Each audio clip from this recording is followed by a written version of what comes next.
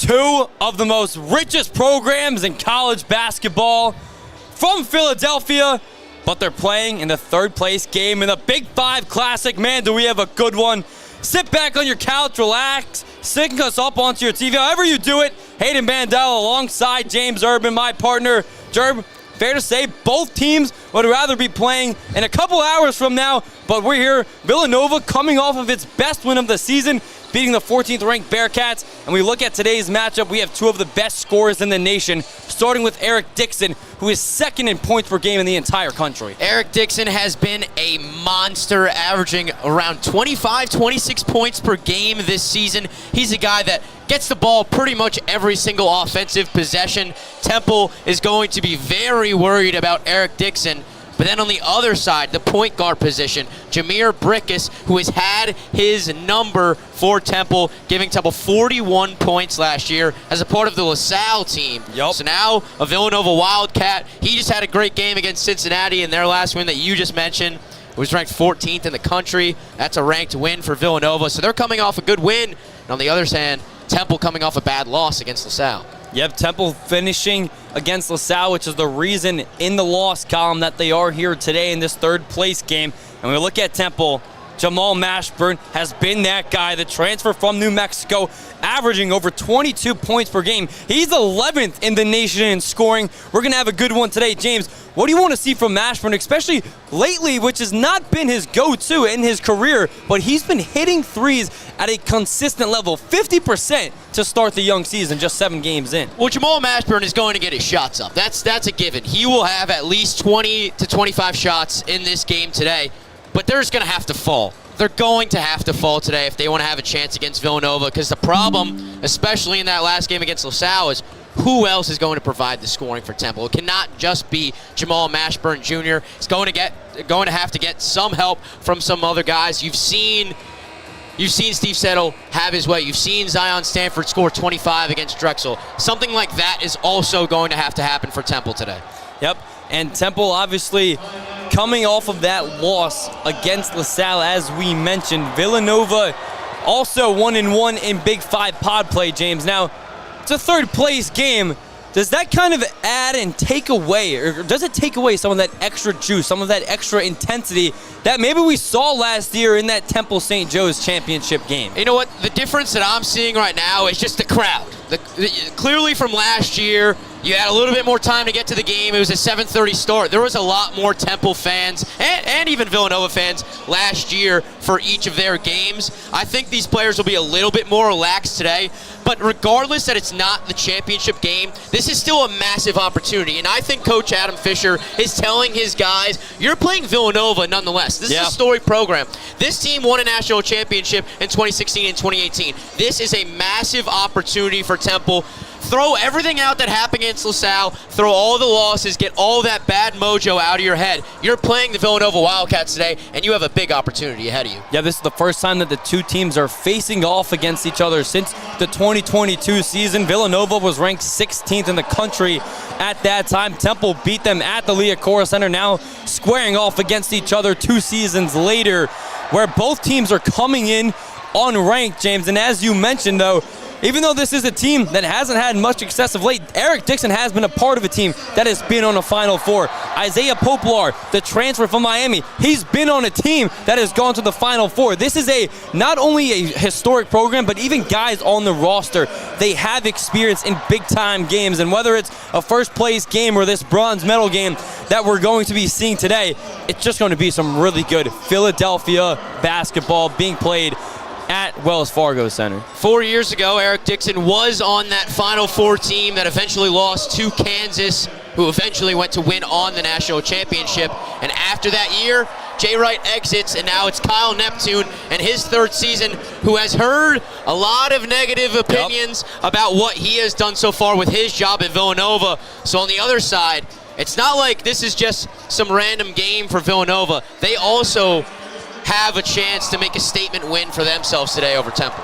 Yep, and of course, in this first game, the 5th place game of the Big Five Classic here, from South Philadelphia, we saw Drexel take on Penn. And I mean, this whole thing with the Big Five Classic has been just so fun to watch overall. And of course, we're going to have St. Joe's and LaSalle later for the championship game.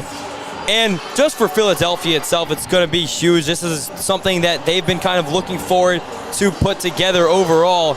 Now, if you are Temple, though, right, you're coming off of that loss against LaSalle. You haven't played in almost a week. Do you expect the guys to get a little bit rusty? And if so, James, how do you kind of combat that? I think that they're going to be ready to play because they're coming off a loss.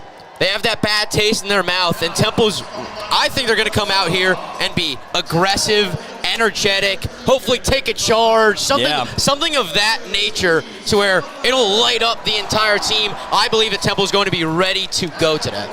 Temple, we do have the starting lineups for your Owls. A little bit of a change with Zion Stanford back in the lineup for Adam Fisher's squad, as Shane Dezzoni is also starting again. So Zion Stanford starting today over Quante Berry, who has started in every game for the Owls, James. This is going to be the first game where we're going to see Berry come off of the bench.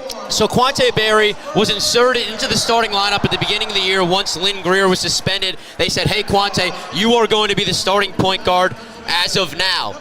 You can see finally that he is no longer a part of the starting lineup. He will definitely be coming off the bench and give solid minutes for Temple today. But as of right now, it's going to be Stanford, Settle, Duradola, Mashburn, and Dezzoni. And I like that starting five out of head coach Adam Fisher. I think that this five is a solid five to start this game and maybe get off a quick lead to start this one. Yep, so it's Stanford, Mashburn Jr., Dezzoni, Settle, and Duradola, the starting five on the floor for the Owls. And for the Villanova Wildcats, they've been running out the same lineup ever since Eric Dixon missed the first game. It's Dixon out there with Brickus, Poplar, Longino, and then the five rounding out is Boachi. So obviously Villanova has been pretty mid, or 500 if you would, with this lineup. They're 4-4 in those 8 games to start the season.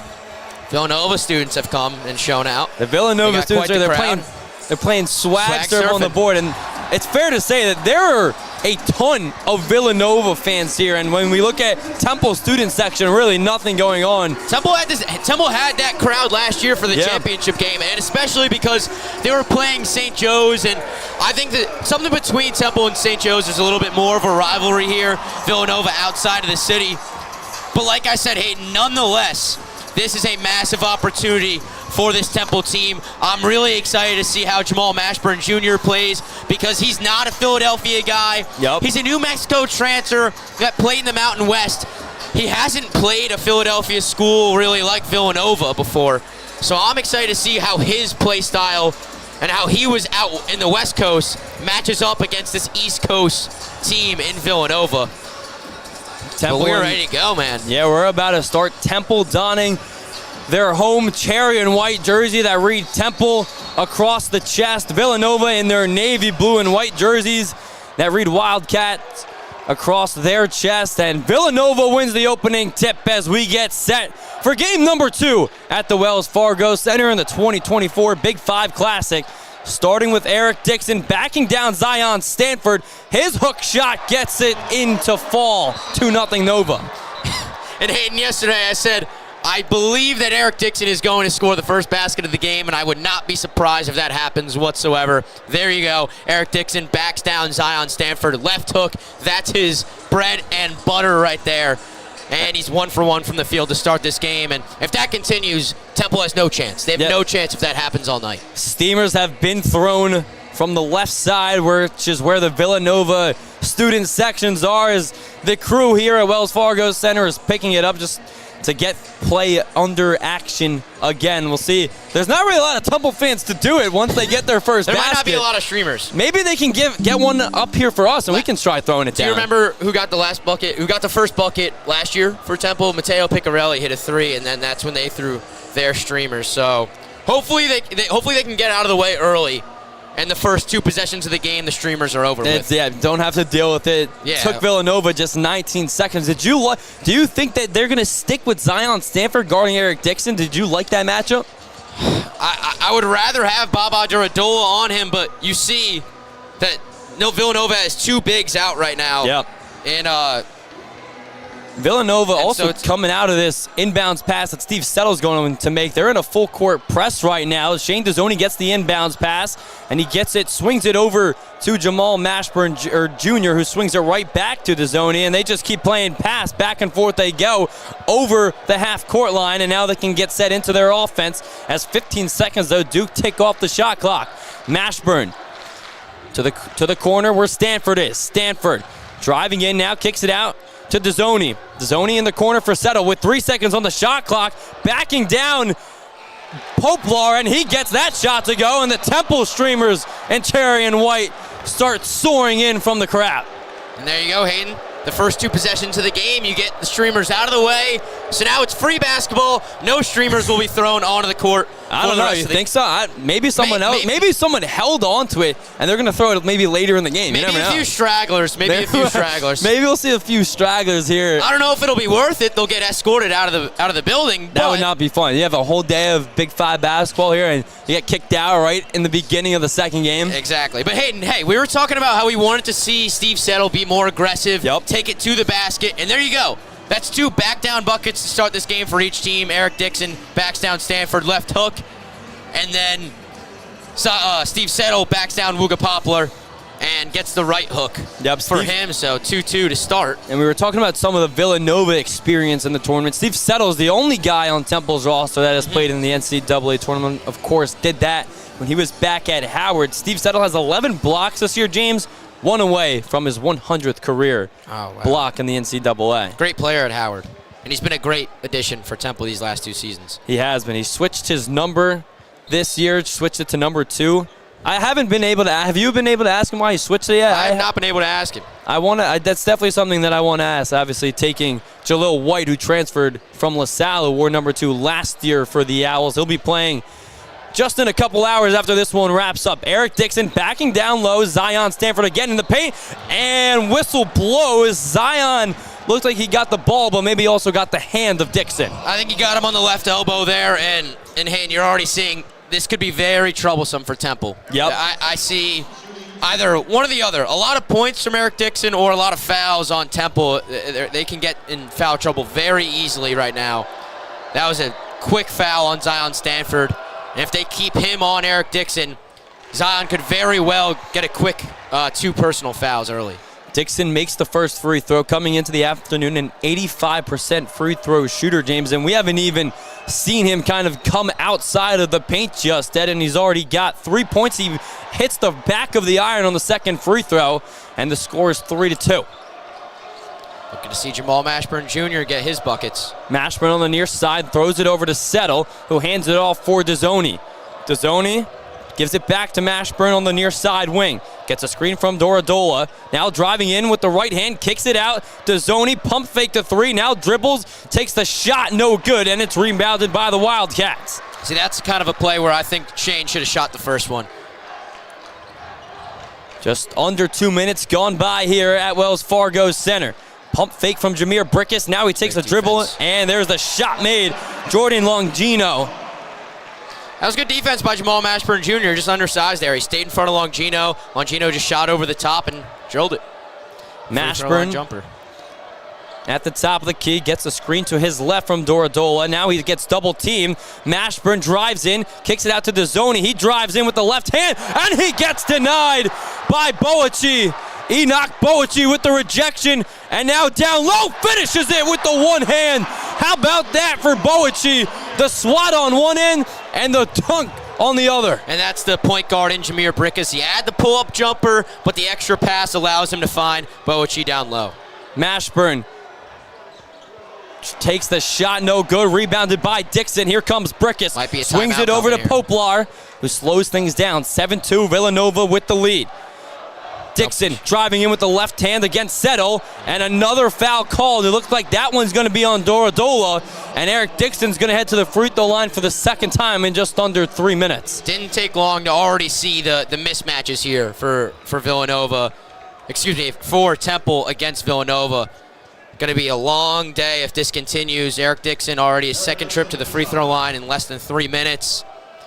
Looking for his 4th and 5th points of the night already. Dixon's first free throw is up and good. 8-2 Villanova, as we're going to get our first substitution. Longino is going to check out for Kyle Neptune's squad, and in comes Tyler Perkins. Perkins has played in all games for the Wildcats this season.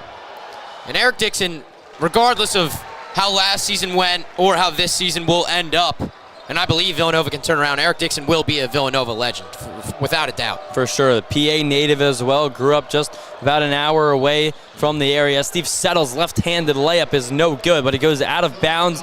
Looks like it's going to stay with Temple, even though Kyle Neptune doesn't look like he's happy with the call. Eric Dixon from Abington, PA. Yep, went to Abington High School. And there we go for Steve. Getting to the line. If you don't see a lot of buckets go through, you got to get to the free throw line. Yep. So Steve Settle at the free throw line, where he's striping it at a 74% rate on the early season, and his first one is good for Temple. An important thing to note is in the first half, you are scoring on the basket that is facing the Villanova student section. Yeah. So you're going to get the hard half out of the way for the first 20 minutes. Settle gets both of them. He has all 4 points for the Owls early on here. 17-10 in the first half. Left to play. 9-4 Wildcat lead here in the bronze medal game of the Big 5 Classic. Brickus with the ball at the top of the key, being defended by the lengthy Steve Settle. Gets it in for Poplar. Poplar fading away. His shot no good. Rebounded by Dorodola. He's able to stay on his feet and get it to Settle. Settle bringing the ball up for Temple. Swings it over to Stanford on the near far side wing. Being guarded by Dixon. Stanford now driving baseline. Backing down the defender. He takes the shot, no good. Gets his own offensive rebound over Boyachi. And can't get that one to go either. It's Dixon who comes away with it and gets it over to Brickus. Had a lot of opportunities there to make that lay-in. Yep, Zion Stanford missed 2 layups there on that possession after getting his own offensive rebound. Brickus to the near side wing. Now back down low for Dixon. Dixon dribbled into Steve Settle, and it looks like they called a foul on Steve Settle. That's going to be his first foul, the third one drawn by Eric Dixon. And you can't give away those fouls like that. Reaching in, is that going to be 2? Is that Dorodola right there? Dorodola is checked off of the court. Elijah Gray has checked in for Temple. Oh, no, that was on Dizoni, the reach. Okay, because if that was 2 on Dorodola already, that would be trouble. But you can't give those fouls away just like that. If Dorodola is holding them down, Dizoni cannot reach in and give up that foul. Dizoni just checked out of the game. Jameel Brown comes in to spell for him. Inbounder is Brickus. He gets it right back. Now gets it back down low for Dixon. Draws a double team. Eric Dixon swings it over to the corner for Poplar. His 3 ball is no good. Fight for the board, and it comes into the hands of Jamal Mashburn. Need a bucket out of him soon. Got to get Jamal Mashburn Jr. going. Mashburn scoreless, 4+ minutes into this one. Driving in on the left side, fading away, and he gets the whistle. I don't even hear the whistle. We're so far up here. I did not hear it at all. We are in the bowels of the Wells Fargo Center. We're going to take a quick break and be right back here with Temple trailing 9-4 against Villanova on WHIP.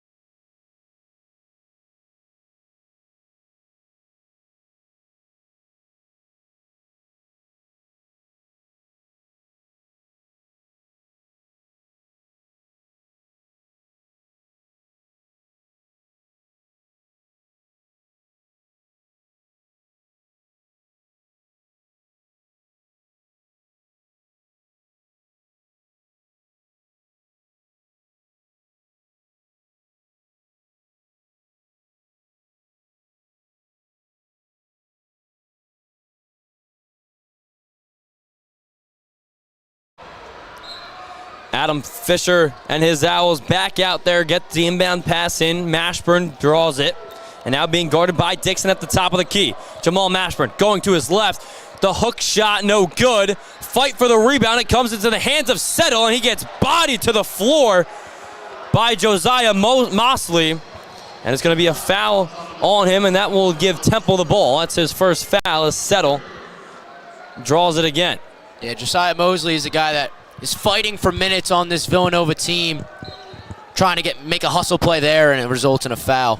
Jameel Brown, the inbounder, gets it for Settle. Settle uses a screen from Elijah Gray to his right. Now he draws Dixon. Gives it over to Mashburn. Mashburn, guarded by Poplar. Faked it a couple times from deep. Draws another defender in Mosley. Puts the shot up, no good. So Jamal Mashburn struggling early on. He's now 0 for 3 from the field. Yeah, it seems like scoring is going to be at a minimum tonight for Temple. They're going to have to figure something out somehow, some way. Brickus swings it over to the top of the key. Dixon thought about it. Swing it one more time for Poplar. Shot no good from downtown. And Zion Stanford secures the rebound. Stanford quickly up the floor. Swings it over to Settle. Mashburn, that's a deep three. No good again. Make it 0 for 4 for Jamal Mashburn Jr. 5+ minutes gone by here in the first half. Temple trailing 9-4. Brickus waits for his offense to get set up as he calls over a screen that Poplar is actually just going to catch the ball. Now get it down low for Dixon. Being guarded by Elijah Gray. His hook shot with the left hand rolls off the rim. Brown couldn't get the rebound. Back out for Dixon. His three is good. 12-4 Villanova, the first three of the afternoon for Eric Dixon. And that's the break that's just going to kill Temple today. You have the rebound. You're going to push it and go in transition. You lose the rebound. Goes right out to Eric Dixon for the three. Mashburn being guarded by Perkins. Swings it over. That's a Stanford three, and he bricked it right into the hands of Mosley. Brickus being guarded by Settle. Swings it back out for Perkins. Perkins gets it to Poplar. Poplar driving in, thought about shooting it, picked up his dribble and gets it over for Brickus. His three rattles off the rim. Ball goes out of bounds off of Elijah Gray, who couldn't secure the rebound. Jameer Brickus is very selective with his shots sometimes. He decides to pass the ball a lot more than some people would like him to, but yeah, on that possession right there, I like that shot out of him as he gets subbed out, actually. And it worked for him last game against Cincinnati, James. He was 1 assist away from his first career double-double, had 9 assists to go along with 0 turnovers. Dixon from the corner again from downtown. Eric Dixon is starting to take over. He's got 11 of Villanova's 15 points. Yep. Expected him to go for about 25, 30 points, and he is well on his way there as Jamal Mashburn Jr. is a little out of control. And these buckets are not coming easy whatsoever. Just 1 field goal so far, 1 for 10 from the field for Temple right now. They just have to get to the rim. You got to stop jacking threes. As you saw, Zion Stanford just bricked a three, didn't hit the rim. You got to get to the rim and just see something fall to get this offense free. Yep, after making their first shot from Steve Settle in the paint, we haven't had an opportunity to see those streamers even if they wanted to, because Temple is 0 for the last 9 from the field. Mashburn on the near side wing, driving in, hooking it over with the right hand. He gets it to go, falling into the Villanova cheerleaders. 15-6 Wildcat lead. Coach Neptune furious after seeing that Mashburn Jr. bucket, just subbed in somebody. There's a three from Perkins, and he gets it to go. 3rd consecutive three from Villanova. Tyler Perkins, the Penn transfer, was a great player for the Quakers last year. Should be stepping up into his new role for the Wildcats. Looking comfortable there. So here is Mashburn. Mashburn gets it down low for Doradolo, who we haven't really seen much of today. He gets that bucket to go with the right-hand hook shot. And Hayden, that was a bucket right there, but he has to go up even quicker. That's got to be catching up right away. He took 1 dribble and waited a little bit. Still lucky to score, but that needs to be even quicker right there. Temple trailing by 10. Villanova with the ball. Longino gets it to the back for Poplar, who just did a good job of sticking with it. Now another three for Villanova. This time it's Poplar, and they are stroking it from beyond the arc. 4 for 7. If Villanova's going to be shooting like this, Temple's eventually going to have to match them. So somebody's going to have to step up and make a big shot. Here's Jameel Brown, who has the ability to make a three-pointer. We'll see. Steve Settle driving in, denied! That was again Boyachee, his second rejection of the afternoon. As a whistle blows after. Looks like it's another foul after the rejection by Enoch Boyachee. And that will send Steve Settle to the line again. Settle, 2 for 2 today. He's got 4 of Temple's 8. Now just trying to bring this game back within range. Almost 8 minutes gone by. Villanova up 21-8 as Steve Settle hits the first free throw. You talked about NCAA tournament experience for Villanova. Wooga Poplar was a member of the Final Four team with Miami 2 March Madnesses ago. Yep. So he's another Wildcat who has played deep into the NCAA tournament. Not just been there, but deep into the NCAA tournament. Settle settling in at the free throw line as he gets the second one to go. Now you're seeing some offense. You're seeing the ball go through a little bit, and now Temple, they just look a little bit more comfortable. Yeah, you can't have Villanova be knocking down threes with ease. 3 of their last 3 shots have been made from the field. Meanwhile, Temple hasn't hit 3 shots all after, or has only hit 3 shots all afternoon. Poplar driving in, swinging it to the corner. Good ball movement here by the Wildcats as it comes to Longino. Longino, his shot no good. Good rebound there by Steve Settle, swooping in to grab that one. Oh, look up. Stanford on the near side wing. Gets it over for Brown. Settle in the corner for 3. No good. And the rebound fight for Villanova's out of bounds. Poplar, and it looked like Boyachee were fighting for, or Longino were fighting for it together, and they were just unable to communicate with each other. Ball goes out of bounds, and Temple will take over when we come back, trailing by 11 here on WHIP.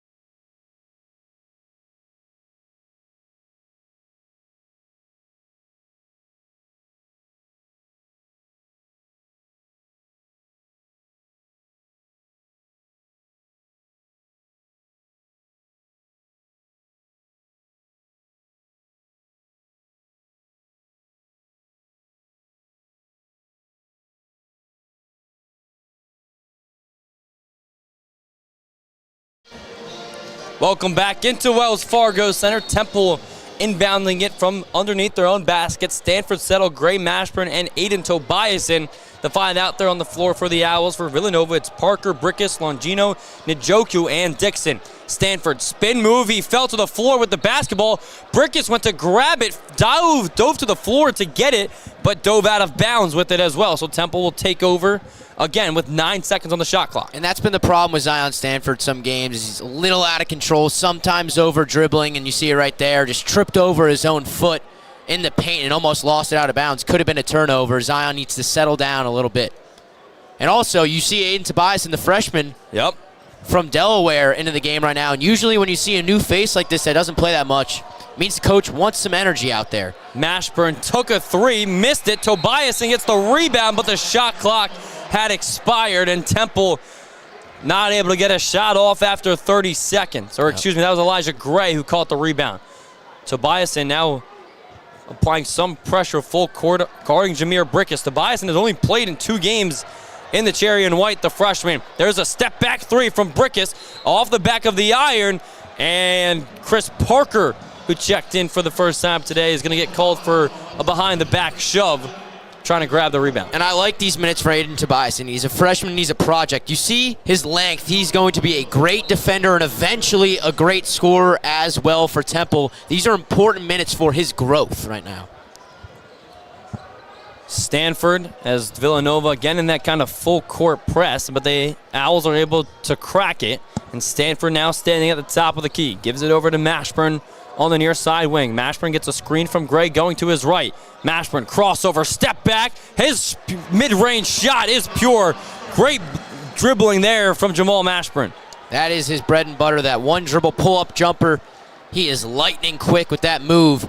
He's going to have to get to that shot a lot more often if Temple wants to make this game a little closer. Here's Dixon down low, being guarded by Stanford. Settle comes into double team. He kicks it out for Parker. Chris Parker's three is good. And if Villanova keeps knocking down threes at this rate, it's going to be a tough hill to climb for the Owls. And that's a heartbreaker because they took care of Dixon in the paint, they kick it out, and they just have to accept that three-pointer being made by Nova. Stanford kicks it out to Steve Settle. His three ball is good. Steve Settle. I said somebody had to come up big for Temple today. Steve Settle with a quick 9 points in the first 10 minutes of this first half. Looks like he's going to be the name that we might call a lot more often. He's got 9 of Temple's 15. Dixon has 11 of Villanova's 24. Hayden Tobias playing really good defense here on Jameer Brickus. Almost caused the backcourt violation. Tobiasen now down low with the ball, and it's taken away. Elijah Gray comes away with it. Here comes Temple. Settle being guarded by Brickus, driving in with his left, and he just lost his footing. Did that ball go in? It looked like hit the top of the shot clock. It hit the shot clock and almost went in. Foul, I believe, was called. But Hayden, I said, usually when you see a new face that does not play very much, and especially a freshman like Hayden Tobiasen, it means the coach needs new energy from the bench. And you see Hayden Tobiasen picking Jameer Brickus up full court. He's bringing the energy that Temple needs right now. Mashburn inbounds it from behind Temple's basket to Settle. Settle for Gray. Gray hands it off for Mashburn. Pulls the trigger from three, and he gets it to go. Jamal Mashburn Jr. with his first three of the night. So Temple did the right thing. When they weren't scoring, they got to the rim, made a few free throws, saw the ball go through the basket, and now that opens up the offense, and Jamal Mashburn has now made 2 jumpers. Longino trying to answer the call. He cannot. Rebound, fight for it. There you go. It comes over to Tobiasen. Momentum for Temple. Temple running, Settle, backing down Jameer Brickus. He's got a mismatch on him. Steve Settle driving in. His shot, no good. Dixon was there to contest, and he comes away with the rebound. Eric Dixon flying up the court. Oh, that's off him. And that ball goes off of Dixon. Good defense again there by the freshman, Hayden Tobiasen. And now you got into single-digit deficit. You're down 6. And now you can calm down a little bit. There was just a lot of transition play right there. But I think out of Temple, you need a good possession, get a good shot. Maybe make this a 3 or a 4-point game right here. 24-18, Villanova lead. 8:28 left to play here in the first half from the Wells Fargo Center. There you go. Myself, Hayden Bandel, alongside James Urban. Steve Settle with the ball at the top of the key. Maybe get Hayden Tobiasen a look. And they give Tobiasen the ball. Hands it off, though, to Mashburn. Mashburn draws a double team. Now Dixon backs off of him. Mashburn, the mid-range pull-up. Bounces off of the rim, and the Wildcats come away with the rebound. It's Josiah Mosley. Brickus gets it down for Dixon. Eric Dixon, Adam Fisher calling for a double team. Tobias comes with it, and it doesn't matter because Eric Dixon gets the hook shot to go again. He's now 4 of 5 from the field. Well, Elijah Gray was letting him have that left-handed hook shot. You can't give Eric Dixon that left-handed hook shot. He's a lefty. Yep, he hasn't missed it once today. He's 3 for 3 with that hook shot. Dezzoni with the ball, swings it for Settle. Settle trying to get it to Jamal Mashburn Jr., and he does.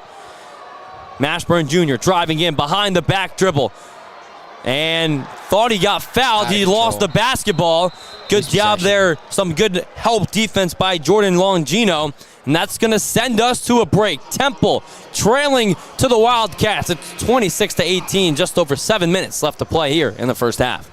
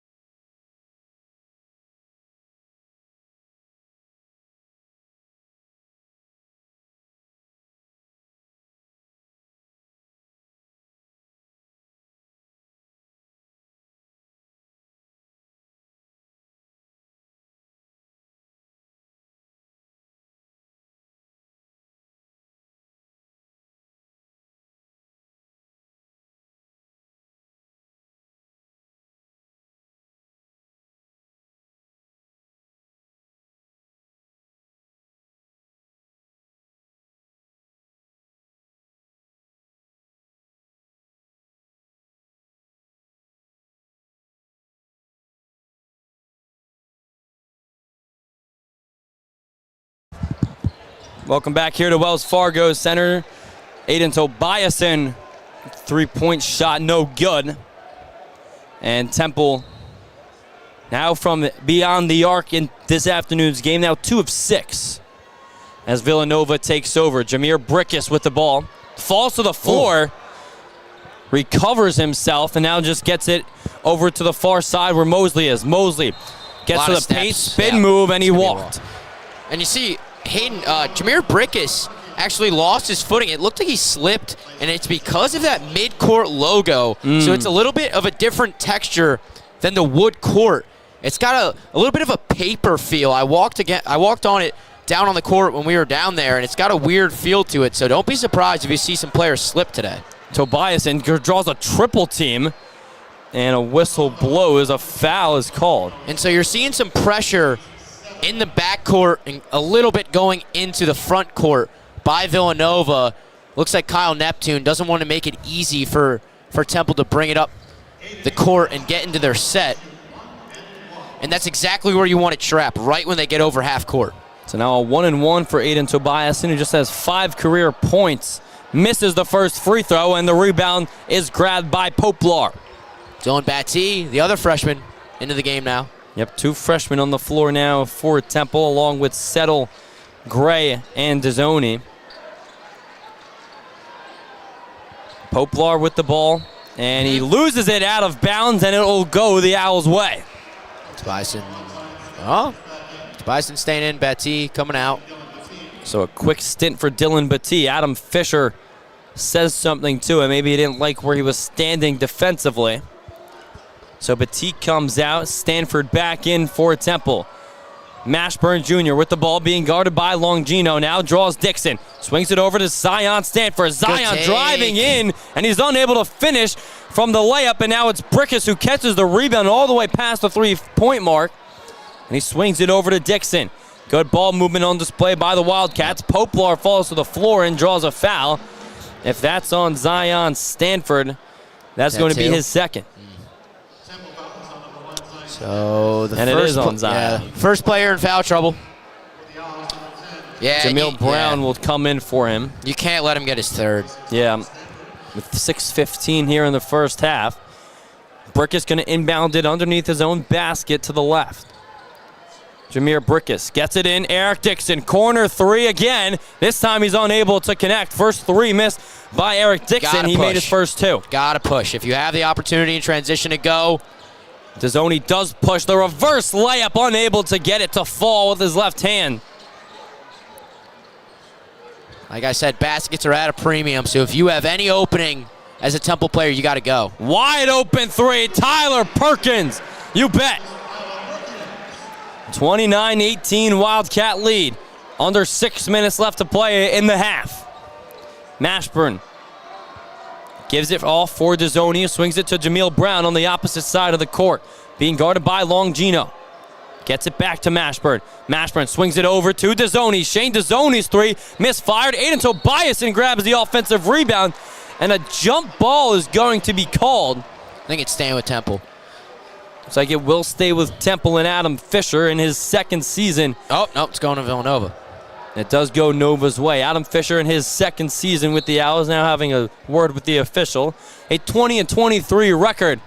7 games through year number 2. On the other side for the Villanova Wildcats, Kyle Neptune in his third year with a 40-36 record. Still has yet to take Villanova to the tournament thus yet. Another 3 from Tyler Perkins. Back to back. And the lead is starting to explode. It Wildcats by 14. So now you're back down double digits. You got to focus in possession by possession if you're on Temple. Temple got to get a bucket here. Temple has missed his last 6 shots from the field. Mashburn from 3, you bet. Jamal Mashburn Jr. from way downtown. Timeout, Kyle Neptune. 32-21 lead here for Villanova as Kyle Neptune takes a timeout after a deep Jamal Mashburn 3. And you're seeing on Villanova how many different guys can score for them, and that's the difference between Temple's offense and Villanova's offense. You have to worry about a lot more guys on Villanova, and that's the problem about Temple is who is going to step up. I'm looking at guys like Jameel Brown. I'm looking at guys like Shane Dizzoni. They have 0 points right now. And if you're down 11 in a game like this, where Mashburn has 10 and where Settle has 9, those 21 of 19 Temple, or 19 of 21 Temple's points are from Steve Settle and Jamal Mashburn Jr. They're giving you points. Who else is going to step up for Temple's offense? You have no chance of winning this game if nobody else can score. Yep, especially with the way Villanova is shooting the 3-point ball today. Coming in to the afternoon, they're shooting it at a 39% clip. Today from downtown, they're 7 of 13. That is a 54% rate. And just hopefully they don't keep that up. I mean, if they keep it up, hats off if they shoot 54% the entire game from 3. But Temple has to be ready for that. And defensively, this season, Temple has held their opponents to shooting at just 28% from beyond the arc. But that has yet been the case today in this third-place game of the Big 5 Classic. This is a great test for Temple, though. A lot of guys on Villanova who could score. And there's a steal. Hayden Tobiasen takes the pass away, made by Dixon. Now gives it over for Jameel Brown. Brown back to Tobiasen. Swing it across for Mashburn. Jamal Mashburn Jr. being guarded by Poplar. Mashburn driving in. taking a lot of dribbles, and now he'll give it up for Jameel Brown. His three on the way, no good. Dezzoni grabs the offensive rebound, and his pass is deflected out of bounds, and it will stay with Temple, a fresh 20 on the shot clock. And that's what you got to love about Shane Dezzoni. Even when he's not putting the ball in the basket, he provides a lot more than just scoring. Defense and rebounding is something that Shane Dezzoni does very well. And now, how about this? Adam Fisher dying for a three-point shooter, and that's why Matteo Piccarelli has just been inserted into the game. Jameel Brown comes out. Piccarelli is going to be the trigger man for Temple. 4:10 left to play in the half. Maybe going to see a quick hitter for Piccarelli. Maybe run him off a few screens, get him a look early. He just stands in the corner after he inbounds it for Shane Dezzoni. Dezzoni, a little isolation ball, drives in and passes it to no one except Jordan Longino. Longino going coast to coast. Layup doesn't go. Second opportunity by Brickus doesn't go. The third try goes down for the Wildcats. Shane Dezzoni's just out of control right there. I mean, gets himself under the basket. You can't jump and then pass. That's an automatic turnover. You cannot leave your feet and then pass. Mashburn, top of the key, being guarded by Perkins. Jamal Mashburn Jr. driving in with his left hand, pulling up. Shot no good, but he draws a whistle, and we'll head to the free throw line to shoot two when we come back after this break here on WHIP.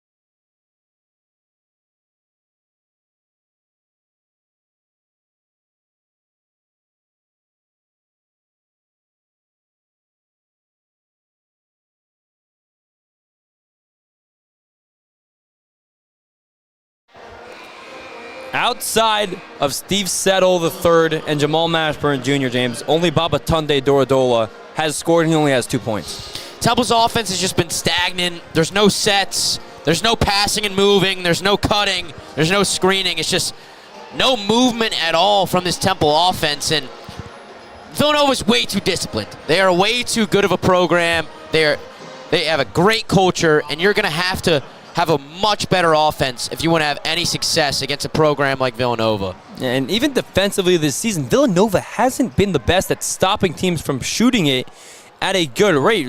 They're allowing their teams or their opponents to shoot it from 43% from the field. That's the worst field goal percentage by opponents in their conference in the Big East. As Jamal Mashburn Jr. does hit both free throws, he's now up to 12 total points. Temple trailing by 11, 3:30 and counting left to play. Here's a three from Poplar. He splashes it down. Isaiah Poplar with the 8th three-point made of the afternoon for the Wildcats. Those 8 three-point attempts are more than Temple has. And their three-point shooting percentage is just going to keep going up to 57 now. Up, and up. Matteo Piccarelli swings it to Tobias, and two guys that have not seen a lot of time, but it's Piccarelli getting the assist on the Tobias in three, who answers the call. And these are huge minutes for Hayden Tobias, and not just for today, but for the future. He's going to be a big player for this Temple program, and this is a big game and a big moment against a program like Villanova. Ginormous minutes for Hayden Tobiasen. Second career made three-point field goal attempt for Tobiasen, the freshman out of Wilmington, Delaware. Nova and Jameer Brickus with the ball, draws a double team, and Tobiasen intentionally fouls Brickus there after him and Elijah Gray came to double him, and he beat the double team, and Tobiasen decided to foul. Okay, they're not in the bonus yet. That's all right. It's Tobiasen's first foul. Temple has 5 fouls here in the half. And it's going to be Poplar to inbound it right in front of the Temple bench. Poplar gets it in for Brickus, again being guarded by Tobiasen. He gives it over to Poplar. Poplar driving in over Mashburn, gets it to go. Count the basket and the foul. Yeah, Poplar having a great game so far. Heading to the free throw line, looking for his 9th point of the evening. And that's just something that Villanova has that Temple doesn't. They have guys that can get buckets when Eric Dixon isn't scoring. Eric Dixon hasn't scored in, when was that left hook? I mean, 5-6 minutes ago, Eric Dixon hasn't scored in a while, and Villanova is still scoring. If Jamal Mashburn Jr. or Steve Settle don't score for 5-10 minutes, it's over. Temple might not score at all. Temple in their biggest deficit in the matchup today, trailing by 14, 40-26 to score. Just over 2 minutes left to play. Mashburn Jr. gets it over the court. Gotta go. And there's Elijah Gray wide open, and the full court press bites Villanova in the butt as Elijah Gray able to get the basket. Usually how you beat a full court press is get it to the middle, and that's exactly what it was. Hayden Tobiasen was in the middle, turned face, found Elijah Gray for the layup. Longino being guarded by Piccarelli, and money is the shot. Honestly, good defense by Matteo Piccarelli. Stayed in front of Longino. Longino just shot over the top. Did the same thing to Jamal Mashburn Jr. Hayden Tobiasen gives it over to Jamal Mashburn Jr. Drives in, kick it out. Piccarelli a three, hits it off the top of the backboard. Rebound Tobiasen. Whistle blows. I think Kyle Neptune is trying to say it was out of bounds. Dylan Battie is running into the scores table. Or excuse me, that's Shane Dezzoni coming in. We'll see who he comes in for. I'd assume it's Matteo Piccarelli. Do you know what the call was? I believe the officials are talking about it right now. We'll see what they're looking at. But Piccarelli is going to come out after his first three-pointer shot in quite some time. He hasn't been seeing a lot of runs, but he hit it right off the top of the backboard. Basketball is going to stay with Temple. They're going to inbound it from the near side wing. Shane Dezzoni gets it in for Settle. Settle, 10 seconds on the shot clock. Being guarded by Dixon, gets it to Tobiasen. Swing it back to Settle, top of the key. Being guarded by Dixon with 3 seconds, has to go. 2, does he know it? Dezzoni just lets it go right before the buzzer, no good. Fight for the rebound, and a foul is called. Elijah Gray, as he claps his hands at himself in frustration. I don't think he agrees with the call. Now talking to the sideline with Adam Fisher about what just occurred. And that's good effort right there by Elijah Gray. Unfortunately, Villanova's in the bonus, so now they walk across the court, and Mosley is going to have a 1-and-1.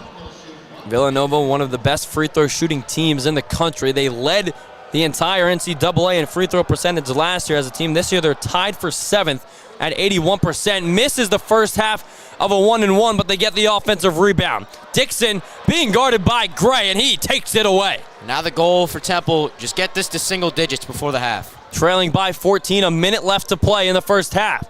Swing it over, Shane Dezzoni, driving baseline, reverse layup, and he is fouled as he hits the deck hard. Dezzoni grabbing his right wrist. Hopefully it doesn't hinder him from knocking him down at the free throw line. Dezzoni, the senior. Transfer from Vanderbilt. From the state of Pennsylvania. Will now head to the free throw line looking for his first points. He was holding his right wrist after that call right there. wiggling it out right now. Hopefully he can still knock these down.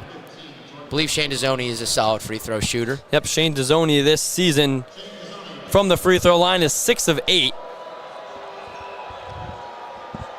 And his first one here today, no good. 55.9 seconds left to play in the first half. Jordan Poplar checks out, or excuse me, Mosley. Poplar checks in for Mosley.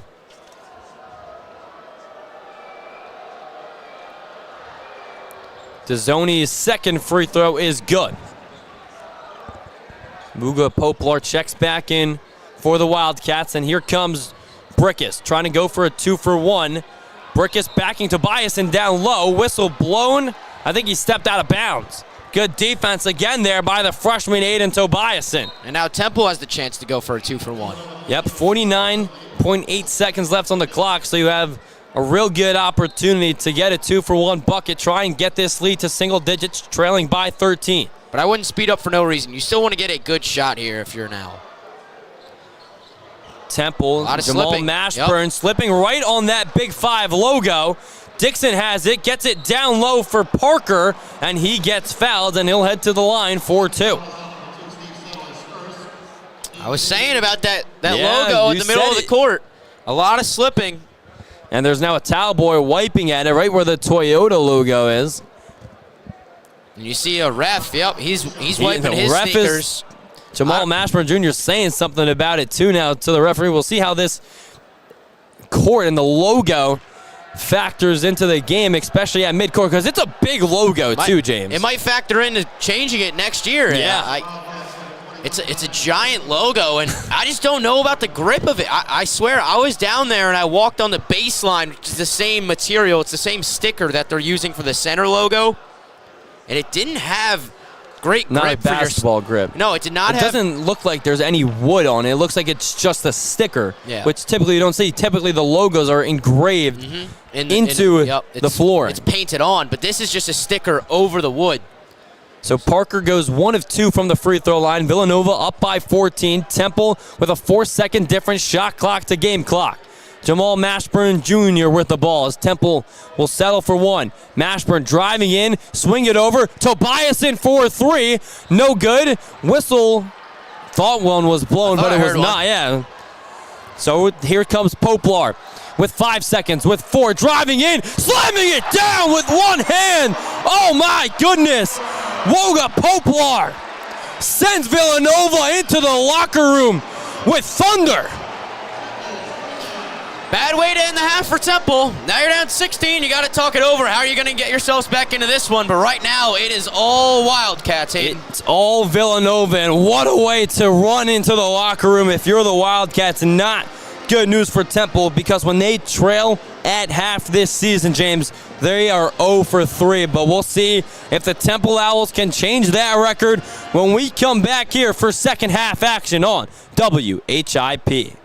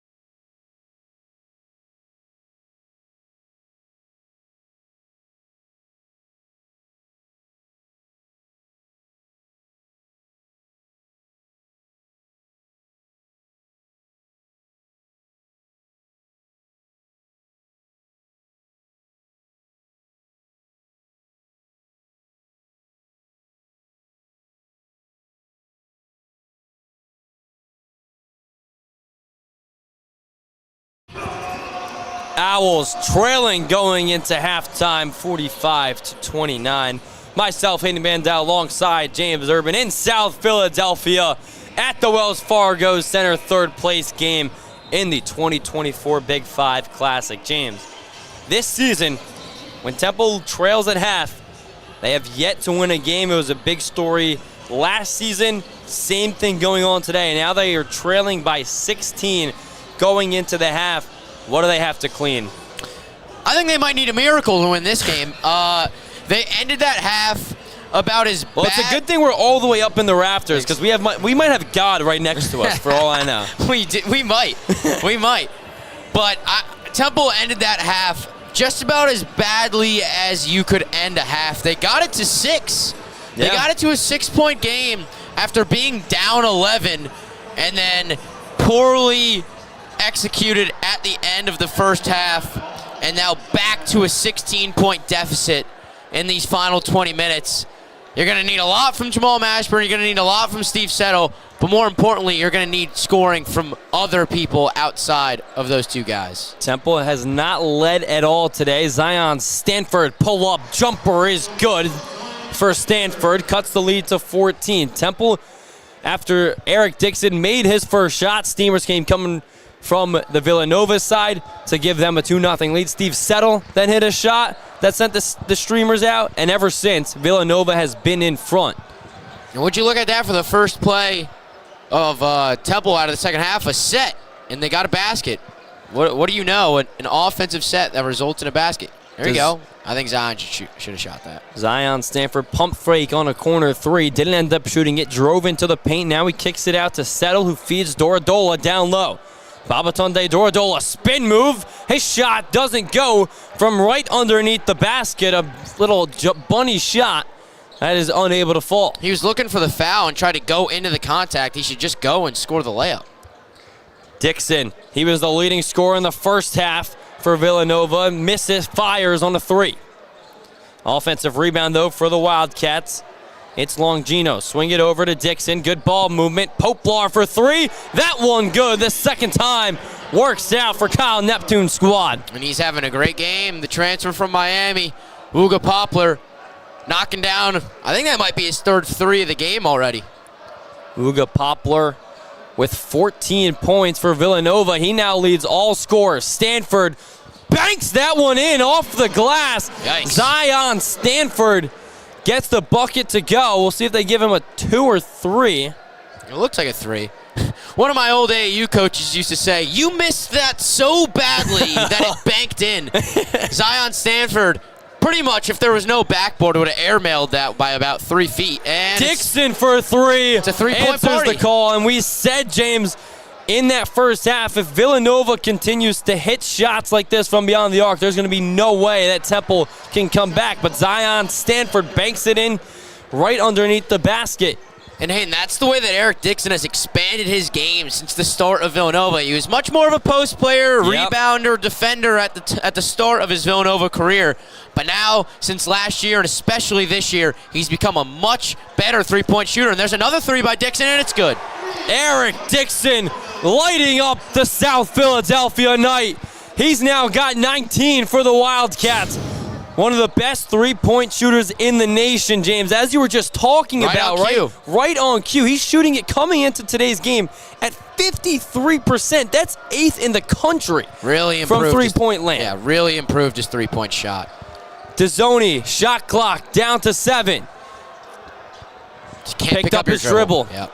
Gave it to Zion. Whistle blows. No shot after the whistle and a foul call. Hayden, Temple desperately needs another guy that can dribble. They need Lynn Greer badly because there's just not enough players on this Temple team right now that can dribble it back out, settle down the offense, and get something going. They really need Lynn Greer once again, and that's a small play right there by Shane, but you can't pick up your dribble in that situation right there. Lynn Greer, of course, the transfer from St. Joe's, serving a 9-game suspension for violating the NCAA gambling rules violation. He's expected to make his debut on the 15th at Hofstra. Zion Stanford with the ball. Shot clock again down to 7. Stanford draws a double team and draws another foul. Would have been off of him. I thought it was a turnover. But when you pick up your dribble, it just halts the possession. Everybody stops in their place when you pick up your dribble, and it just causes a bunch of confusion. You got to keep your dribble alive against a disciplined defense like Villanova. Dezzoni going to inbound it underneath his own basket. Stanford gets a screen to his right from Settle, now guarded by Dixon. Driving in on Dixon, shot no good. Gray tries to tap it up for Temple, and the ball goes out of bounds, Wildcat ball. And I just think the way that Villanova is shooting the ball right now, Hayden, that three-point percentage number only keeps going up. Now it's 61, man. It's going to be tough for Temple to stay in this one or even make it close. They're not in it right now. Trailing by 18 points. They got to get something going, and they need some help from Nova as well. Longino kicks it out to the corner for Poplar. Missed the layup. Mashburn grabs the rebound, but not before a whistle was blown. He was out of bounds when he grabbed it, I believe.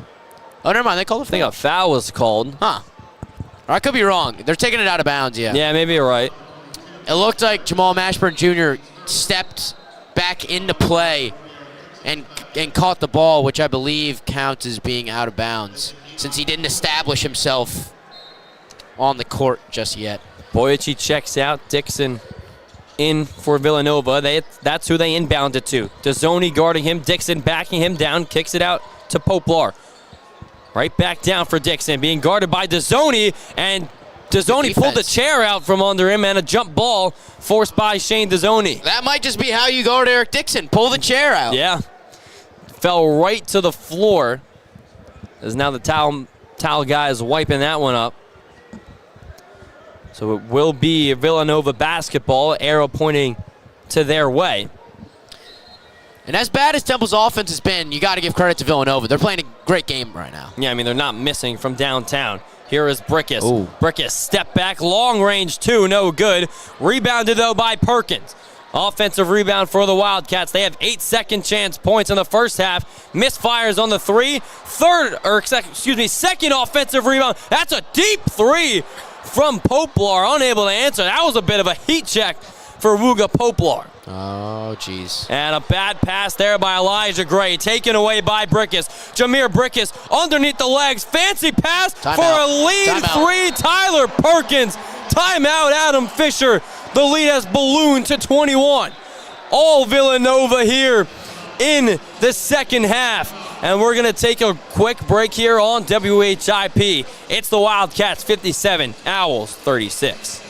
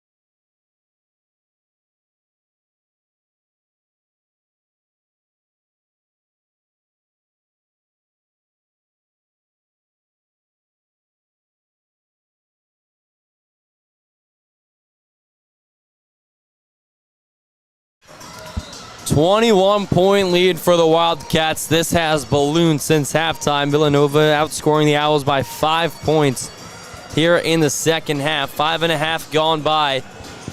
And man, things have really just escalated for Villanova. They're knocking down threes at an insane rate. 57%, James, from downtown. There's just nothing Temple has been able to do defensively to stop them. Poplar knocking them down, Tyler Perkins knocking them down, and more importantly, Eric Dixon knocking them down. 4 for 6 from 3 for Dixon, 4 for 5 for Perkins, and 3 for 6 from Wooga Poplar.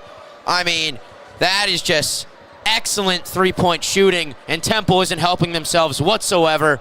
That last possession, you see Elijah Gray turn it over in transition. He pouts, and he doesn't get back on defense. You're not going to win games like that. Mashburn takes a long-range three. Yeah, he got fouled by Poplar. Yeah. By Poplar. That's Poplar's first foul. Quick immediate timeout. And a quick 30-second timeout.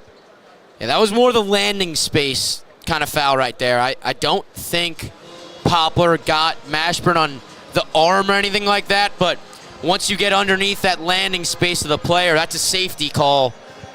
That's a safety call for Mashburn, and you have to keep the players safe, so that is a good call by the official right there. But in these final 15 minutes, obviously you're not accepting defeat whatsoever if you're Adam Fisher. Nope, plenty of basketball to be played. If I'm Adam Fisher, I'm playing Aiden Tobias in the rest of the game. I'm playing Dylan Batsy the rest of the game. I'm playing the young guys. Yep. I'm playing Duradola, the guys that are going to be with this program for the rest of for the future, for the next few years. These minutes against Villanova at the Wells Fargo Center in a Big 5 Classic game are going to pay off in the future. So I think in these final 15 minutes, you're obviously going to play hard and you're going to try to win this basketball game. Obviously, you will never give up. But I think it's more important to get those young guys the minutes that they need to grow to be better players in the future. It's experience that you're not going to be able to really get back again. Obviously, you're going to have this game every year, but you never know when you're going to be able to set off against Villanova with It's not guaranteed. It's not guaranteed to play Villanova in this game. Yeah, it's not like the old Big 5 tradition where you play, it's a round robin where you're playing every team from all other 5 schools. You're playing only a select few. So you're not getting this opportunity every single year, and especially with this Villanova team where you have a bunch of talented guys that haven't been able to kind of string it together yet, but they're on a winning streak. They've strung together 2 consecutive wins for the first time all season, coming off of a 14th ranked win against Cincinnati. This is a team that may be just finding its stride right at the right time. And it certainly looks like it. They're playing very comfortably right now. Yep, and if Eric Dixon and the rest of the team, too, what they have around them, if they are making threes at this rate, I mean, we talk about Dixon 4 of 6 from downtown. Perkins, James, is 4 of 5. Poplar, 3 of 6. That is just an unreal rate. That's 11 of their 12 threes that have been made by guys who have only missed a combined 6 shots from downtown. 15-14 left to go as Jamal Mashburn Jr. heads to the free throw line for the second time today. He's 2 of 2 with the Owls trailing by 21. The great thing for Nova's offense is the more you see the ball go in, is the easier it continues to go in. It just breeds confidence throughout the entire team. So you saw Eric Dixon start things off, and then Poplar got going, and then Perkins comes off the bench. It just all continues to grow. Shot making is contagious, and you're seeing it with the Wildcats today. Mashburn, a 69% free throw shooter coming into today's contest. He's now 3 of 3. He's now 4 of 4 after he makes these first 2 and has another one upcoming. Just trying to chip into this lead, James. If you want to kind of set things, where do you want to see Temple at the 10-minute mark? How many points do you want to see them down by? I think you got to focus by increments. When you're down 20, you want to get it to 15. Then when you're down 15, you want to get it to single digits. So I just think possession by possession, you got to think stops and scores. And there you go. You got to trap. You got to think stops and scores. So Perkins with the ball after Temple came into a full court trap. Wildcats able to get it over half court. Brickus being guarded by Tobias and blows by the freshman, easily laying it in for the deuce. Hey, that's learning experience. That's Shamir Brickus, who's been in college for 5 years. Yep. He's played in these big games. He's a great player. Mashburn Jr. answers the call. Same result on the other end of the floor. Hayden Tobiasen is going to remember these games, going to remember getting beat on the dribble by Jameer Brickus. He's going to be a better player in the future from that. Villanova moving from right to left in this second half. And here is, Brickus being guarded by Settle. A little bit of a mismatch here. Brickus driving in with his left hand, now gives it over for Dixon at the top of the key. Dixon hands it off for Perkins. Perkins driving in, floats it up with his left hand as he falls to the floor. No good. Dezzoni runs away with the rebound, throws it up for Settle. An inadvertent pass there by Dezzoni, and the ball goes to the Wildcats. They don't have as many turnovers as I thought they did, but yeah, it's not a good pass right there by Shane Dezzoni. The Temple team this season averaging 11 turnovers per game, James. Today, they've turned the ball over 5 times. Just in terrible, but yeah. It feels like it's come at costly spots, yeah, exactly. Those 5 turnovers. You had the Elijah Gray one where you thought Temple was going up the other way really quickly, and then it was just taken by Brickus, 4-point swing. Now here's Dixon driving in. No good contest there by Batee, but an offensive rebound. And Villanova will be heading to the free throw line. Wildcats 5 of 8 today from the stripe. They'll have another opportunity to do some damage from it. Up by 19 points under 14 minutes in the matchup against Temple. Their first meeting since the 2022 season. The free throw up and good by Josiah Mosley, the freshman. 6 of 8 coming into the afternoon from the free throw line. And now he's 1 of 2 today. And misses the second half of it. So goes 1 for 2. Temple trailing by 20, 60-40. Mashburn Jr. driving in on the right side. Ran into Dixon, and he draws a whistle. So hard to hear the whistle from up here. I didn't even hear it. I just You saw the official do the blocking foul motion. Yeah, you see Jameel Brown in the game right now. I don't even know if he shot the ball yet. He's 0 for 1. 0 for 1. That one was from downtown. Yeah. In just 7 minutes of action. Yeah, he's taking the ball out of bounds under the basket. I want to see if he can get a shot off, get something going. He's obviously a three-point shooter.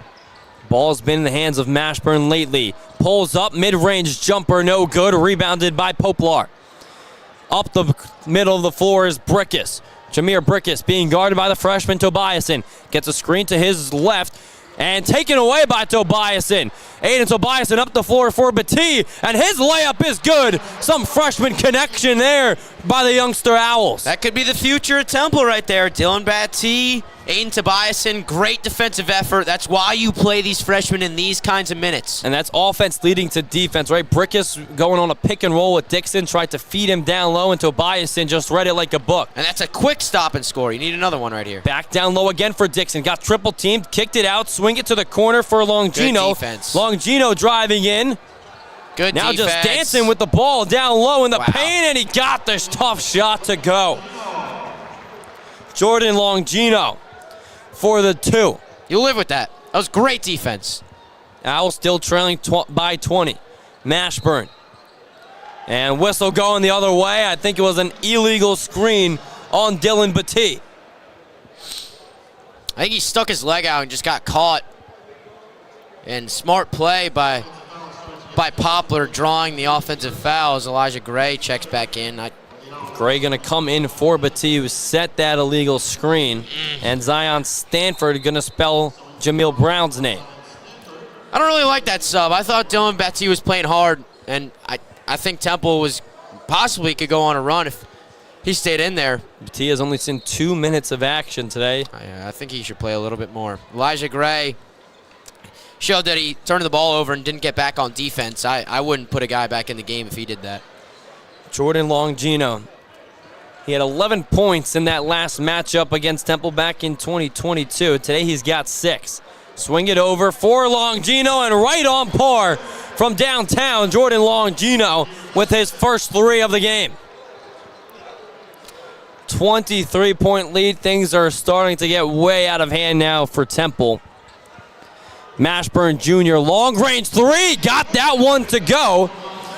and lead back down to 20. Zion Stanford applying some full court pressure as Longino takes it up, but it looks like Villanova's really just taking their time here. Under 12 minutes left to play here at Wells Fargo Center. Pass down low, and throwing it down is Enoch Boyachi over Steve Settle. Oh, my. Almost caught a body, and there's a turnover by Jamal Mashburn. Whistle blows, and that will send us to a break. Temple not getting anything going their way today here in the bronze medal game of the 2024 Big 5 Classic, down by 22.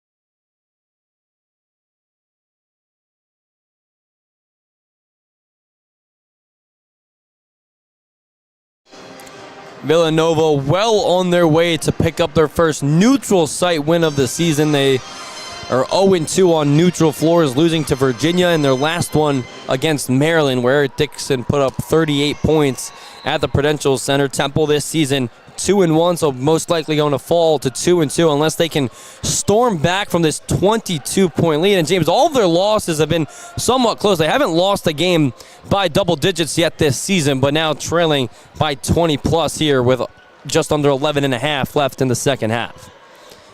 Zion Stanford shot no good. Rebound gobbled up by Boyachi. Jameer Brickus taking the ball drowsily up the court. Gives it over to Longino. Jordan Longino gives it over to Brickus. Brickus thought about a three, now driving baseline. Spin move. Oh, boy, that is pretty. Oh. Jameer Brickus doing some dance moves down low on the baseline over Elijah Gray. The professor of the Big Five.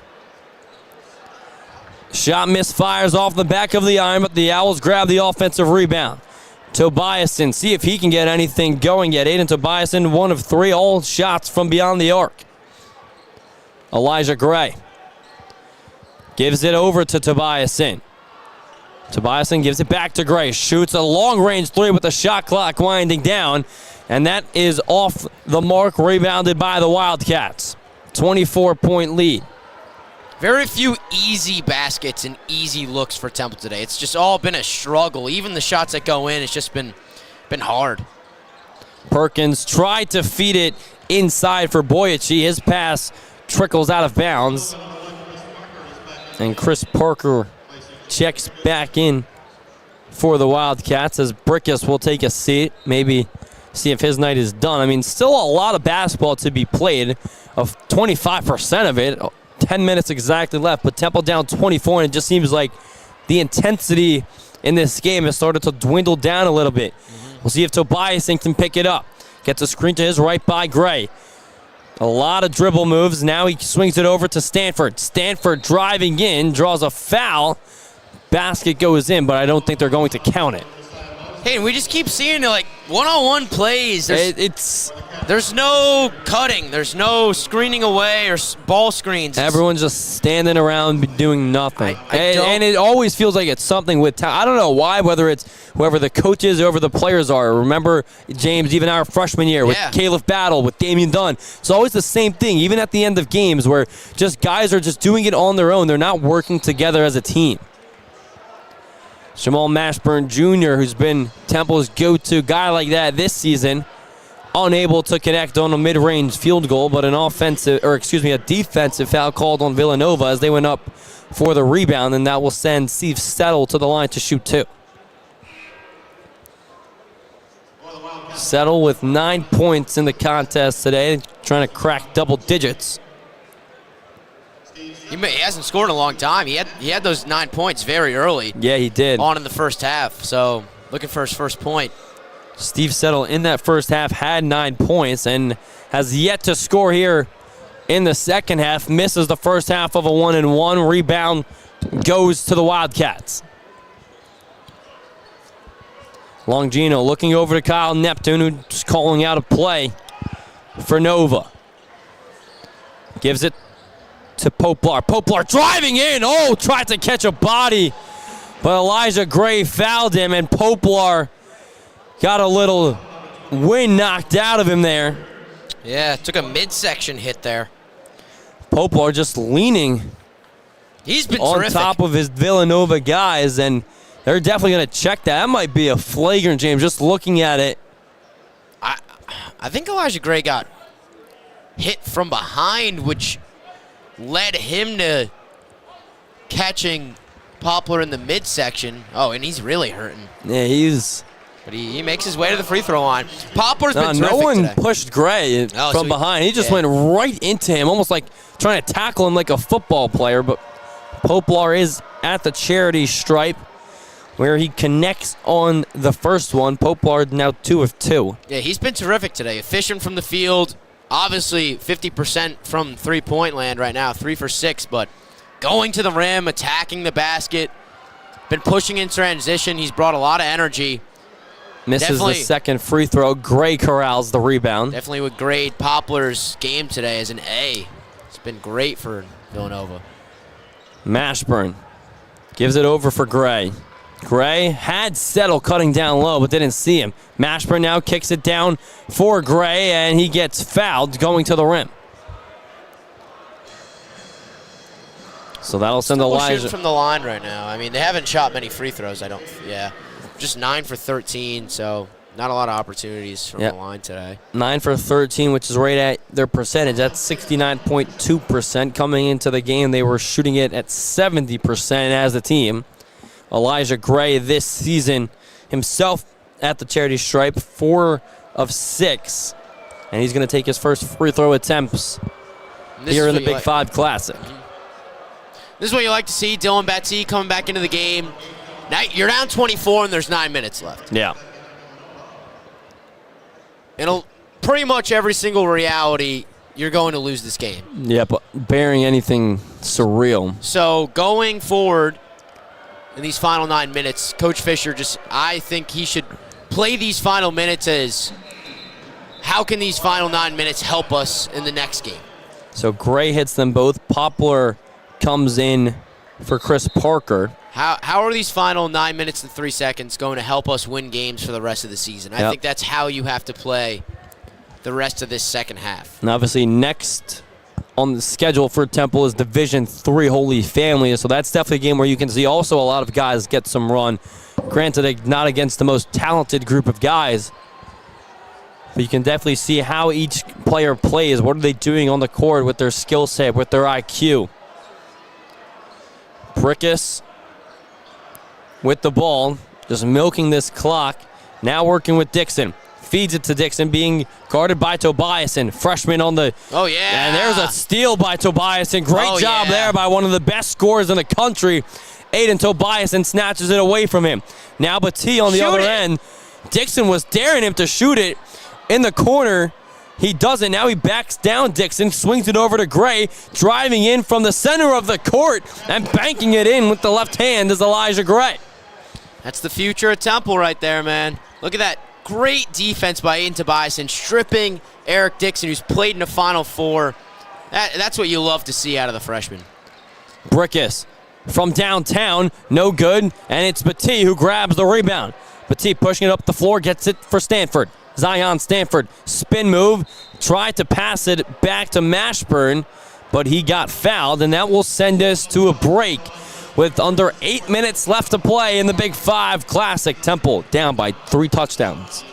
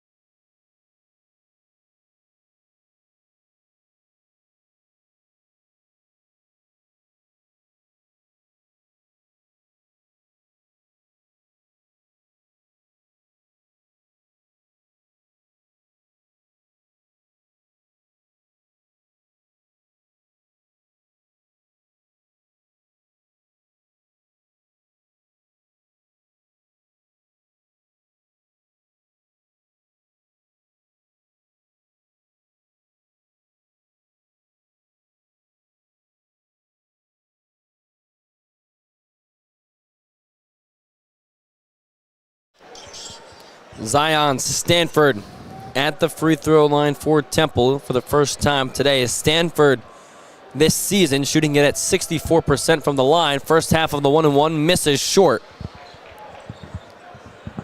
Wildcats get the rebound. I see some new players in for Villanova. Yep. Alexander Gavalyugov in for the game for Villanova. And his pass nearly taken away. Poplar stuck with it. Gets it to Dixon. 4-3, no good.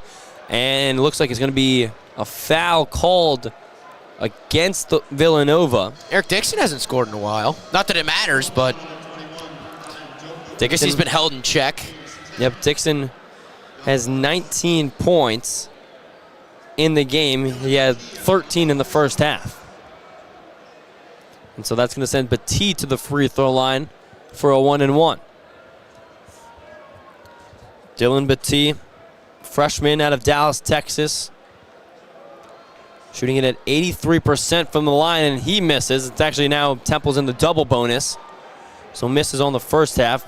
83% is the most by any Owl. That's taken more than 10 free throws. But it just went down. See if he can raise it a little bit. He does. So Temple down 70-50. 7 minutes, 39 seconds left to play in the third place game of the Big Five Classic. Temple in a full court press, and Elijah Gray gets called on the inbound pass that went to Eric Dixon. So Villanova going to inbound it from the same spot. It's Poplar inbounding on the floor for Villanova is Perkins, Poplar, Njoku, Dixon, and Gavalyugov, who's only played in 2 games before this one. For Temple, it's Stanford, Petit, Gray, Mashburn, and Tobiasen. Getting in for Longino. And now Temple backs down defensively. Longino gives it over to Gavalyugov. Swing it for Perkins. Perkins gets it down low for Dixon. He got one man to jump and then missed the layup, but gets called for a foul, and Eric Dixon is going to head to the free throw line. Yeah, all the Villanova fans have filed out. I think they have penciled this one in as a win. Yeah. Safe to say. Safe to say. I don't know where they went. I mean, they're not really a Philadelphia school, so I guess they're just checking out the city. I wonder how expensive those Ubers are. Maybe they take the student buses. Who knows? Who knows? Dixon makes the first free throw, where he's now 4 of 5 tonight, and now up to 20 points is Dixon, the second leading scorer in the nation. Yeah, storied Villanova guy. I definitely think he will go down as a Villanova legend. Yep, averaging just under 26 points per game, and misses the second free throw, but he's going to get another shot at it. Hayden Tobiasen stepped into the lane. I think this is a game that Temple's going to have to look back on and watch the film. Say, how can we learn from this one and be better? Definitely a lot of mistakes that you can point at. So here's Tobiasen. Bring the ball, trying to pass half court. Gets it over for Dezzoni. Dezzoni, swing it over to Gray. Elijah Gray backing down Eric Dixon. Now goes up with it, no good. Tried to get his own offensive rebound. He tried to just knock it off of Dixon to save it as he was going out of bounds, but right there was Zion Stanford to put it in. It's good effort there by Elijah Gray. Trailing by 20, under 7 minutes left to go here from South Philadelphia. Swing it over to Longino on the near side, wing for 3. You betcha. And he's had a day as well. I mean, just another guy that can fill it up as a scorer for Villanova. Just a lot of options that they have that Temple does not. Wildcats have 4 scorers in double figures. For Temple, just 1. It's Mashburn, and he's now unable to convert on the layup. Adam Fisher yelling at one of the officials, bending down to his knees like he was doing a squat. He's got his suit coming off now as well. Maybe a little late for that, but trailing by 23. Driving in, and the ball gets taken away, and the Owls come up with it. And there's Hayden Tobiasen with it. Great hands once again. He poked it away from Eric Dixon, then he pokes it away from Muga Poplar. Stanford gives it to Gray. Straight away 3, no good. Fight for the rebound, though. There is Tobiasen again on the floor. Like this kid.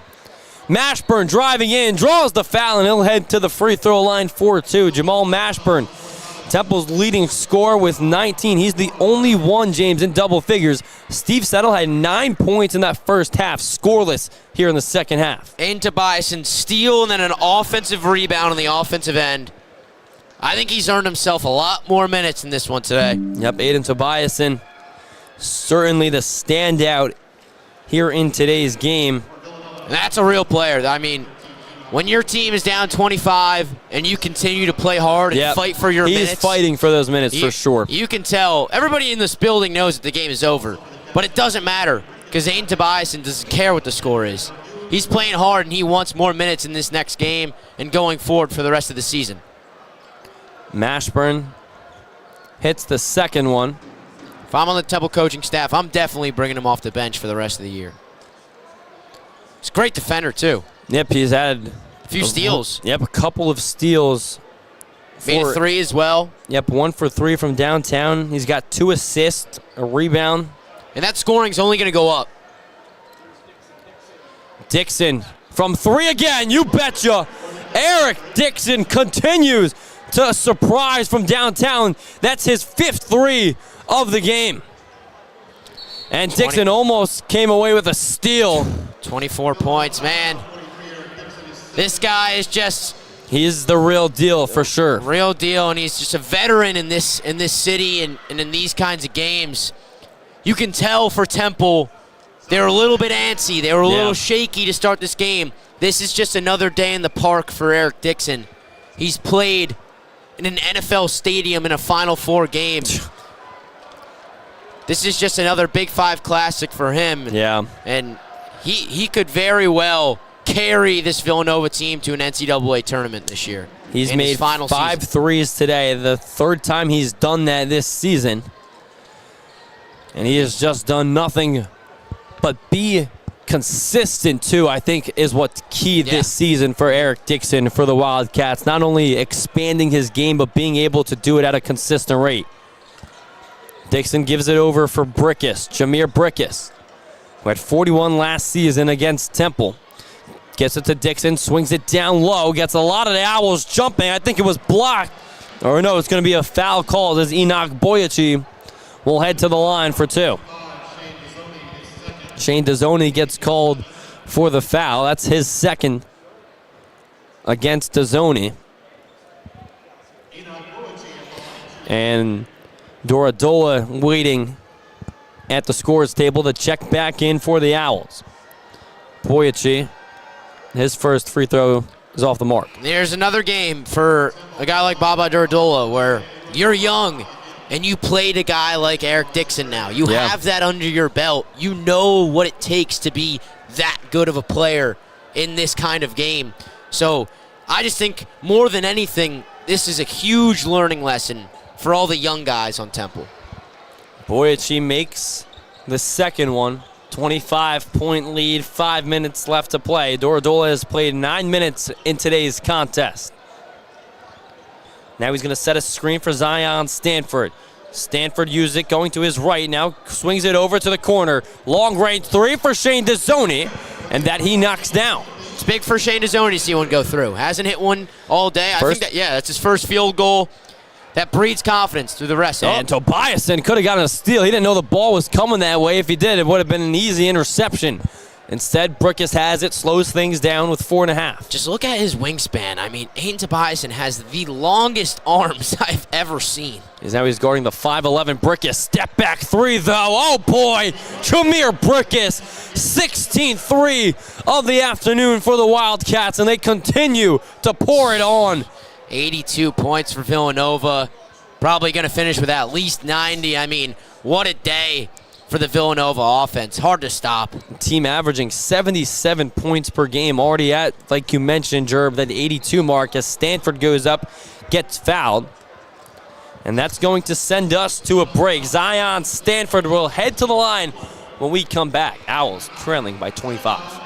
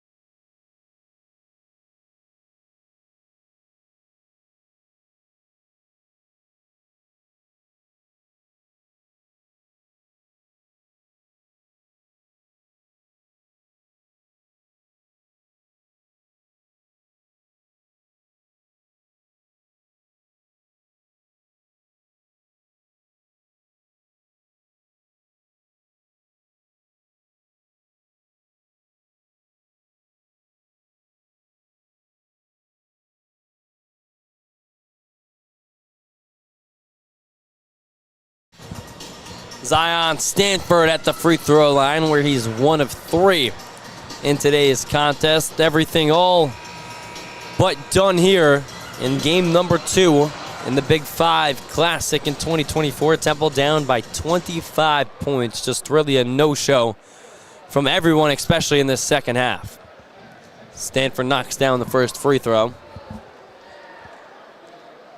Zion Stanford now the only Owl outside of Jamal Mashburn Jr., their leading scorer in double figures, as he misses another one from the free throw line. So now 2 of 4 from the charity stripe. Wildcats up 24. Eric Dixon already made 5 3-pointers today. Now backing down Mashburn, draws a double team with Dezzoni, kicks it out for long. Gino almost threw the hammer down over Babatunde Dorodola. And he just came up short on it as the ball rolls out of bounds. Oh, my goodness. Stuffed himself on the rim. Yeah. Just didn't have the arm's length to get it down. Stanford checks out, settle back in. That would have been SC top 10 right there. Yep. Instead, Dixon will check out for the final time today. His work is done. So he gets a round of applause from the Nova crowd that's left remaining here. Everyone else, I think, is already at Xfinity Live. Here is Gavel Yugov playing in his 3rd game, the freshman out of Bulgaria. 3 in the corner is good for Poplar. Dezzoni quickly up the court. 3:15 left to play and counting. Tobiasen thought about a 3, drops it down low for Dorodola, swing it over. Dezzoni to Mashburn to settle far in the corner, no good. Rebound, Dezzoni does a good job to fight for it, gets it to Settle, driving in and banking in off the glass. And that's Steve Settle's first points of the second half, coming 17 minutes in. And that's just a great ball reversal right there by Temple, results in a basket. So now Settle, Stanford, and Mashburn, the 3 Owls in double figures for the Owls. And there's a good pass down low, a foul on Dorodola. That will send Chris Parker to the free throw line. After this game, St. Joe's, the reigning champions in the first ever Big 5 Classic, who beat Temple last year, will take on former Temple Owl Jalil White and the LaSalle Explorers in the championship game. Looking for the two-peat. Yeah.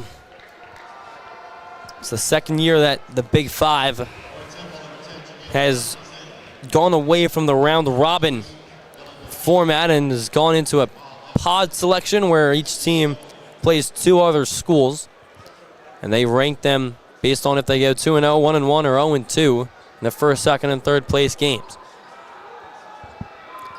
Parker misses that free throw. Temple gets the rebound. Shane Dezzoni running up the floor.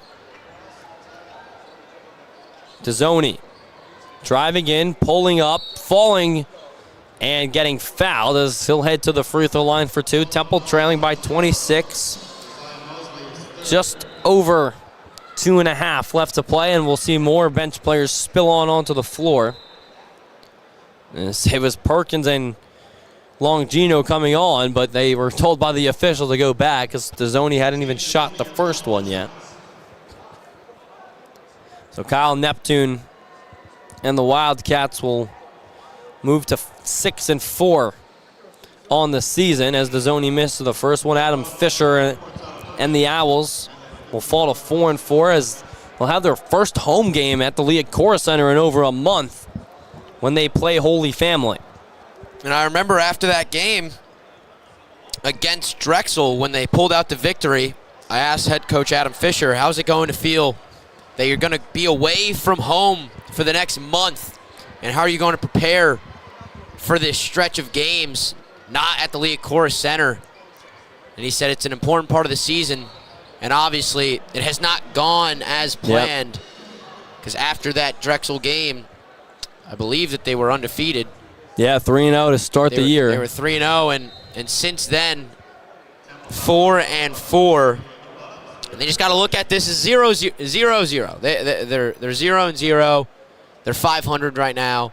Think about it that way and move forward. You got a winnable game at home on Sunday, I believe, is when they play. Tuesday. Today's Saturday.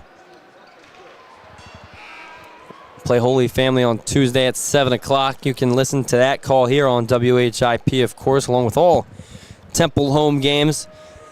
Yeah, James, ever since Temple won that game against Drexel, 1-3, with 2 of those games being on a neutral site, the other 2 on the road at Boston College and at LaSalle. 88-60, over 2 minutes left to play and some change. Yeah, it's going to be huge for Temple to be back at home. Yeah. Definitely need to get back there and get back on the winning side of things. And there's another slip on that sticker. I don't like those stickers, Hayden. See if we can file a complaint. I think the players are complaining. You saw Jamal Yeah. Mashburn Jr. say something to the referee. Battie lines up a 3, no, but Dorodola secures the offensive rebound and unable to get that one to go, but he will head to the free throw line for the first time today. For Temple, just 5 second chance points on the afternoon compared to Villanova's 15. I mean, they've really just almost dominated them when whichever kind of aspect of the game you look at it. But they weren't even, James, in points in the paint, which is the one thing that really sticks out. 20-20 for both sides. What's the difference in three-pointers? That you don't want to know. Yeah, I mean, Villanova 17 of 28 for Temple, 7 of 22. 10 more three-point shots that were made. That's 30 What's that, points. 58 points off threes for Nova?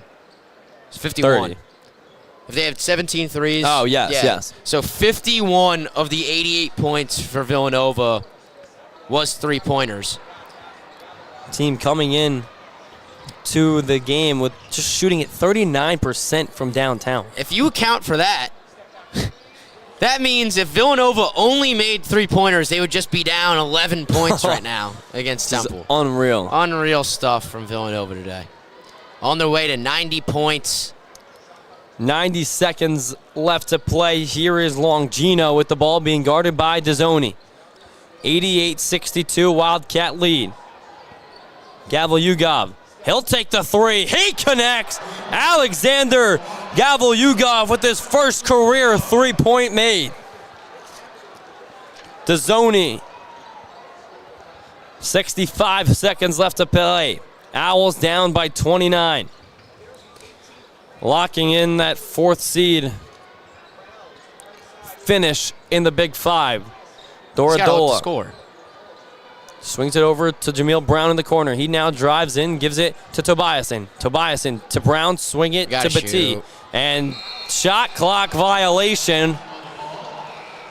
Dylan Battie, I don't know if he knew that Temple had enough time on the shot clock or not. Oh, did he get fouled? Well, I mean, it's not Dylan Battie's fault. No, yeah. You're getting the ball in the corner. You know what they call that, right, Hayden? It's a time bomb, is what they call it. Yep, ticking. That's what they call. That's what they call J.R. Smith. Is you throw the ball to him with 2 to 3 seconds left on the shot clock because you know they get the turnover. Because you know that he's going to shoot it. So it is Villanova basketball. But Jameel Brown should have shot that. Let's see if Nova even runs a play here, up by 29. With 35 seconds left, Gavel-Yugov does take the 3 again. Alexander Gavel-Yugov.